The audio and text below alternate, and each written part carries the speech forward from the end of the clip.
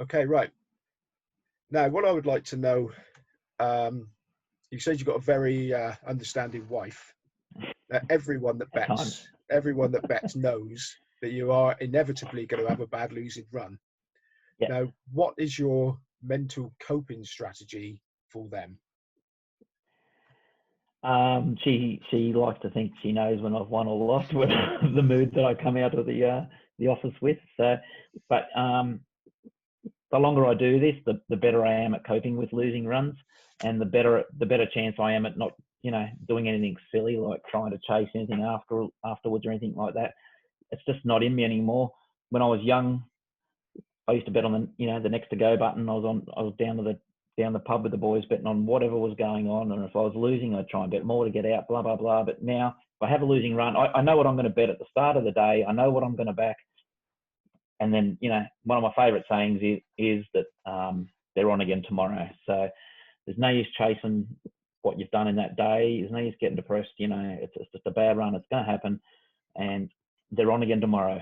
Okay, right. So you did your apprenticeship, obviously, as a losing punter. A big apprenticeship. Yeah. Costly. Well, I mean, I think everybody, how many years do you think you were doing your money before, that eureka turnaround sort of mindset or ability? Until I left 365 6 years ago. So definitely was not a winning punter. So was working for bookmakers actually was the catalyst for you to turn it all around? I was probably still a losing punter even when I was working for bookmakers. I just didn't have the discipline I wasn't a disciplined person, and I'm the first to admit it. Anyone that's ever talked to me will know that. I knew how to win, I knew what to do to win, but I didn't have the discipline. I guess it was always because I had the guarantee of a salary behind me. Not that I didn't care, but it wasn't necessary. When I left and decided to do this profession, it became necessary to be good at it, because I don't think I can ever go back to a bookie now. I'm not sure anyone would have me anymore. So it's now necessary that I win, and that's the word that I use. And my wife was very hesitant about me doing this when I left, even though she supported me. She now knows that this is it for the rest of my life. And but again, it's that word I use. It's necessary. So I don't want to. I can't be all disciplined. I can't have crack the shits. I can't just go and bet on anything. I don't even have a $5 bet down at the pub when I go down with my friends anymore. Or if I do, if I go and spend $50 when I'm down there with them, it goes on my spreadsheet the next day and a dead set. There's a column there under pub money, and I put it on there how much I've won or lost when I go down there. So it's got to that stage. That's how disciplined I am. Yeah, that word necessary. I can't even watch exactly, and I can't even watch a footy match now and have a $20 bet on it.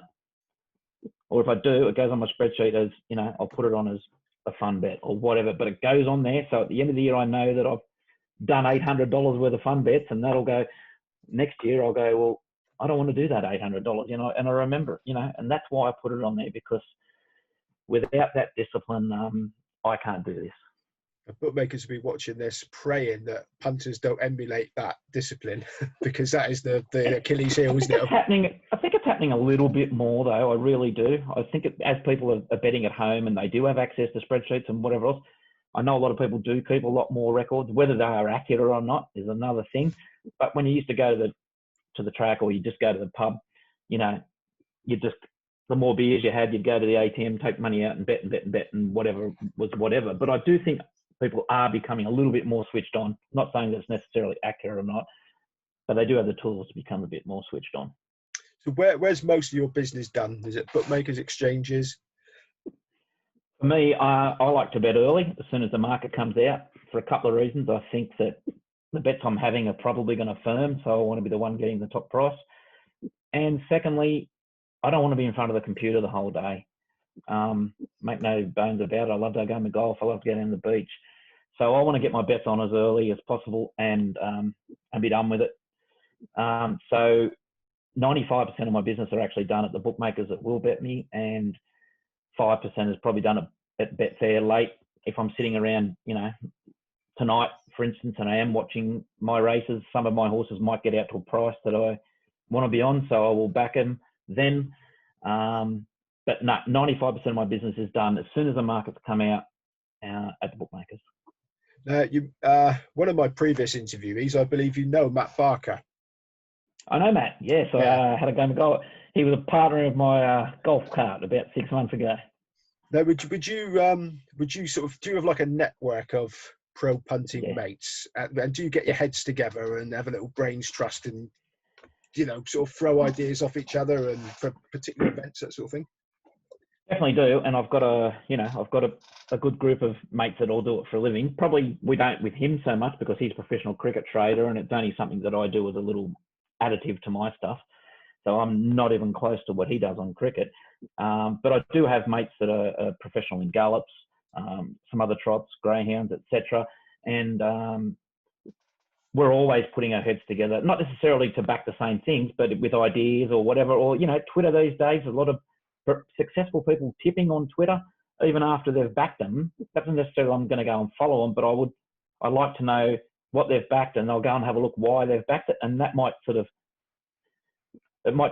influence me next time about that horse, or person A might have backed this horse against my horse today, and even though his horse did no good today, I'll remember that next week. There must have been a reason this guy was on this, and I'll try and work out why he was on it, and I might be able to find out why he was on it. So I do have quite a good network of professional punters in the various fields that I do, and I am asking questions all the time, and they come to me sometimes and ask questions, or even if it's just to have a chat or have a beer, but about various things. So definitely do. Not necessarily with Matt. Myself and Matt basically have one thing in common, and that is gym. So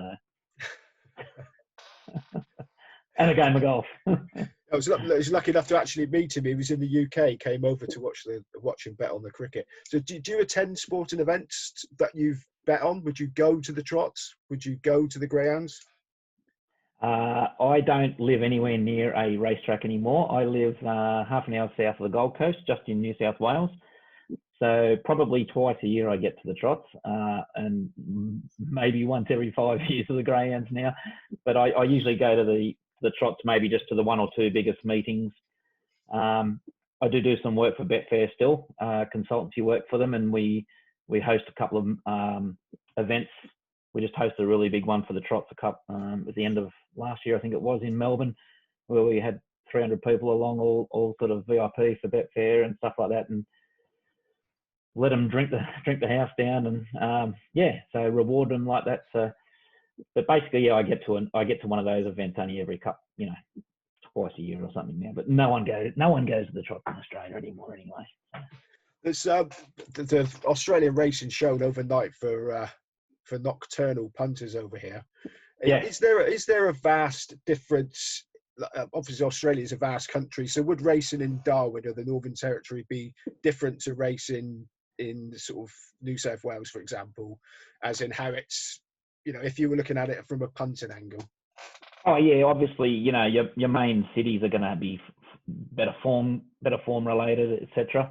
So obviously, the further you go away from a main city, the worse horses are probably going to be. And then stuff like Darwin. Darwin's on dirt as opposed to other tracks that are on grass, and it's always dry and hot up there, as opposed to it can be. Today at Canterbury it was a complete bog track. So there's a lot of different things, but yeah, definitely it's definitely different, and probably different styles of racing in a place like Darwin too, where you've got to be right up on the speed, etc., or different sized tracks, etc. I'm sure it's the same in England though. So would people concentrate? You say you got professional punter mates. Would they concentrate on One area? Yeah. Yeah, definitely, and that's what I do too. I only bet in New South Wales. That's all I bet in at the moment. And but other people, they'll just bet in New South Wales, or they'll be just in Darwin, or there'd be only a handful of blokes that probably bet Australia wide. So mainly most of the people I know would have an area that they would bet in. And I guess it's just so you get to know the horses, the pool of horses or dogs or greyhounds, etc.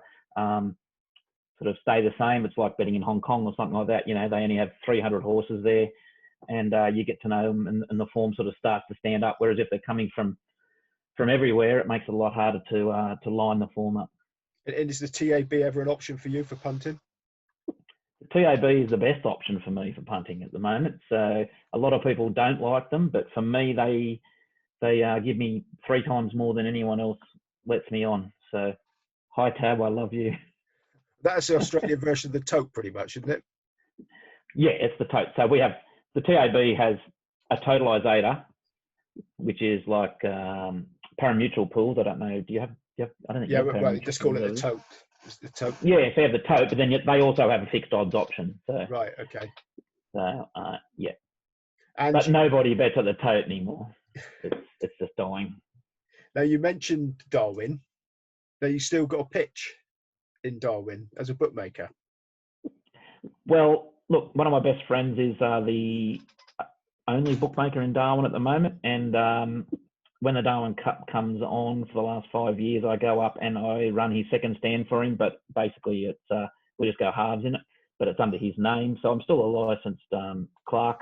I haven't got my license as a proper bookmaker anymore, but yeah, still a licensed clerk. And I go up there for the 2 meetings on the Saturday and the Monday, and field in the member stand there and get my bookmaker's fix back again.